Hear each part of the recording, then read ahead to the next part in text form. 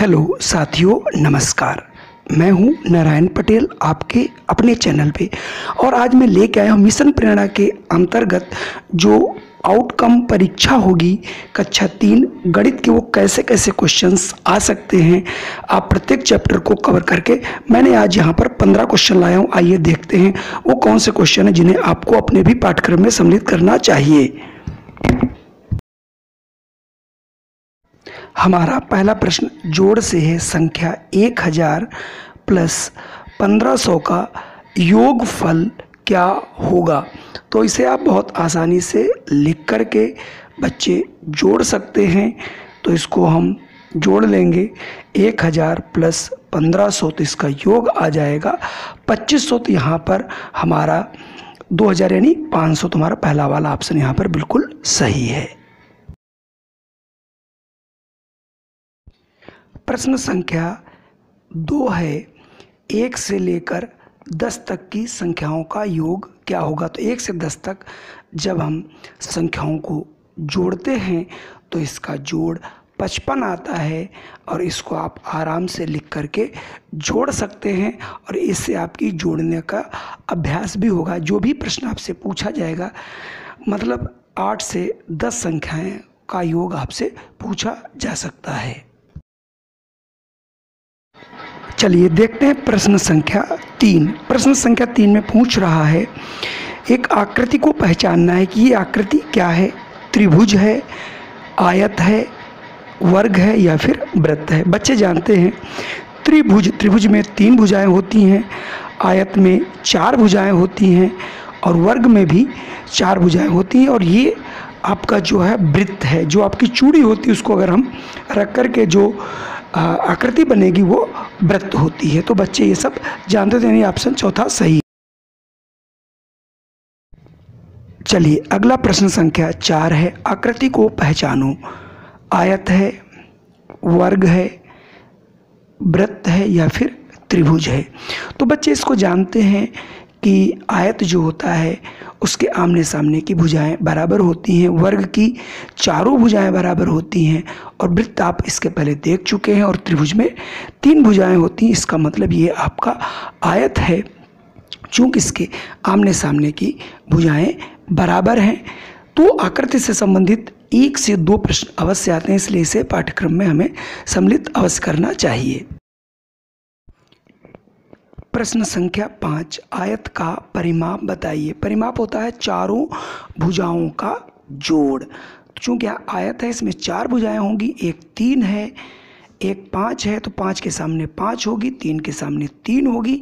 तो 5 के सामने 5 और 5 10, 3 13 और 3 मिला के 16। यानी एक भुजा 3 मीटर है और एक 5 मीटर है, इसलिए इसका जो परिमाप होगा यानी 5 और 3 8, उसका दूना कर देंगे यानी 16 मीटर। तो ये आपका आंसर हो जाएगा 16। अगला प्रश्न 6 है कि 5 को रोमन में लिखो। तो 5 को, चूँकि किताब है 1 से लेकर 10 तक बता देना और उसके बाद संख्याओं की प्रैक्टिस करा देनी है कि कौन कौन से रोमन अंक किस हमारे इंटरनेशनल अंक को या अंतर्राष्ट्रीय अंक को प्रदर्शित करते हैं। बच्चों को मालूम है 1 लाइन खींचने से 1, 2 लाइन खींचने से 2, 3 से 3 बनता है, फिर 5 बना लेते हैं, फिर 5 के बाद 10। तो यहाँ पर दूसरा वाला जो ऑप्शन है वो हमारा सही होगा। बच्चे हालांकि इसको जानते और पहचानते हैं।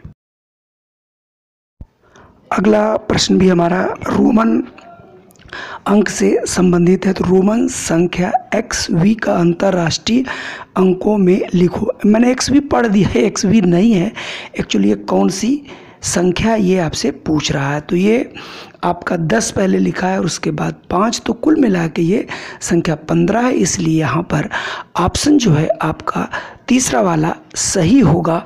यानी X और V जो है ये अंतर्राष्ट्रीय अंकों में 15 को प्रदर्शित करता है, जो कि बिल्कुल सही जवाब है। यहाँ पर एक प्रश्न जो है हमने मुद्रा से लिया है और मुद्रा यहाँ पर अच्छा खासा एक चैप्टर दिया गया है।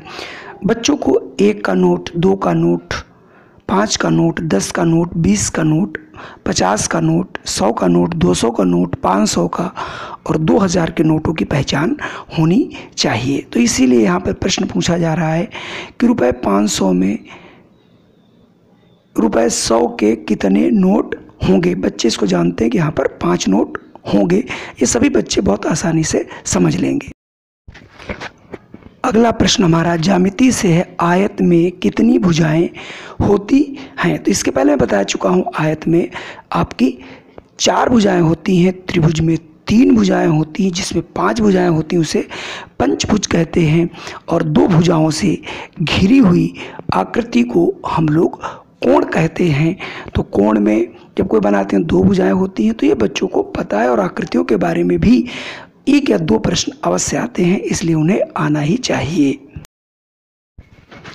अगला हमारा प्रश्न घड़ी से है या समय मापन से है कि घड़ी में सबसे छोटी सुई क्या बताती है। तो बच्चों को घड़ी दिखा करके बता देना है कि जो तेजी से चलती है मुझे दिखाई पड़ती है वो सेकंड वाली सुई होती है, जो दिखाई नहीं पड़ती लेकिन बड़ी होती है वो मिनट वाली सुई होती है, और जो सबसे छोटी होती है और दिखाई भी नहीं पड़ती वो हमारी घंटा की सुई होती है। और ये बच्चे बाखूबी जानते हैं क्योंकि उनके घर में भी दीवार वाली घड़ियाँ होती हैं। चलिए बढ़ते हैं अगले प्रश्न की ओर।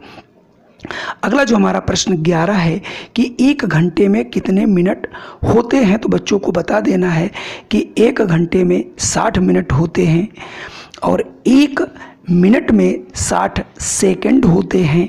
24 घंटे का 1 दिन होता है। ये सारी चीज़ें बच्चों को समय मापन में आनी चाहिए, जो कि बहुत ही महत्वपूर्ण है। चलिए बढ़ते हैं अब हम एक अगले प्रश्न की ओर, और अगला हमारा प्रश्न 12 है। 1 सप्ताह में कितने दिन होते हैं?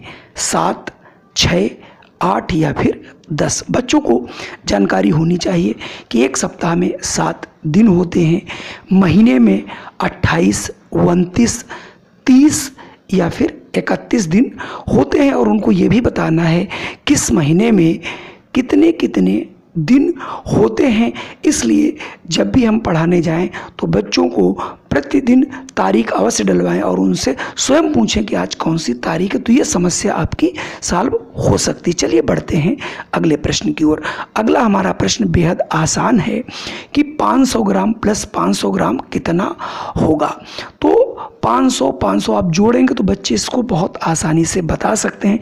यहाँ पर ऑप्शन मैंने 1000 ग्राम, 2000 ग्राम, 3000 ग्राम और 4000 ग्राम भी है। बच्चे जोड़ेंगे तो 1000 ग्राम आएगा, और इसका उत्तर परीक्षा में 1 किलोग्राम भी लिखा हुआ आ सकता है, इसलिए भ्रमित होने की जरूरत नहीं है। चलिए बढ़ते हैं हम अगले प्रश्न की ओर, और प्रश्न संख्या 14 एक मतलब भिन्न से संबंधित है कि 1/2 प्लस 1/2 का मान क्या होगा। बच्चा 1/2 और 1/2 भले ही न समझ पाए, लेकिन जब हम बच्चों को कोई एक फल या कोई एक कागज़ का टुकड़ा काट करके हम उन्हें भिन्न फॉर्म में समझाते हैं तो बच्चे समझ जाते हैं। अगर आप बच्चे से पूछेंगे आधा और आधा मिलकर के कितना होता है, तो बच्चे बाखूबी बता सकते हैं कि वो 1 होता है। तो भिन्नों का जोड़, भिन्नों का घटाना कोर्स में ये सबको सिखाना अनिवार्य है। चलिए बढ़ते हैं अगले प्रश्न की ओर, और अगला प्रश्न हमारा है संख्या 1, 2, 3, 4 यानी 1234 में 2 का स्थानीय मान क्या होगा। बच्चों को बताना है कि यहाँ पर जो 2 है वो सैकड़े के ऊपर है, इसलिए हम 100 से गुणा करते हैं। तो 2 को 100 से गुणा करेंगे 200, यानी इसका स्थानीय मान जो है वो 200 होगा। ये सारी चीज़ें बच्चों को बहुत आसानी से बतानी हैं। तो ये थे आज के हमारे 15 मोस्ट इम्पॉर्टेंट प्रश्न, जो कि आपको एक मॉडल प्रश्न पत्र की भांति कार्य करेंगे, और इनको देख करके, इनको समझ करके आप अन्य जो है प्रश्न बना सकते हैं। और इसी प्रकार से कम आप 200 प्रश्नों का एक सेट बनाएं, और बच्चों से भी अनुरोध है कि वो बच्चे अपनी किताब में दी गई प्रश्नावली उनको देख करके उनके जो गार्जियंस हैं, जो उनके अभिभावक हैं, वो उन्हें करा सकते हैं, या जो अध्यापक बंधु हैं वो इस प्रकार के ढेर सारे प्रश्नों को किताब से पढ़ करके और उन्हें व्यवहारिक दृष्टि से समझा सकते हैं। जब हम ये सब समझ पाएंगे तभी हम अपने स्कूल को प्रेरक, बना पाएंगे। और इसको बनाने के लिए हम सबकी भागीदारी बहुत अहम हो जाती है। फिर मैं मिलता हूँ एक नए वीडियो के साथ।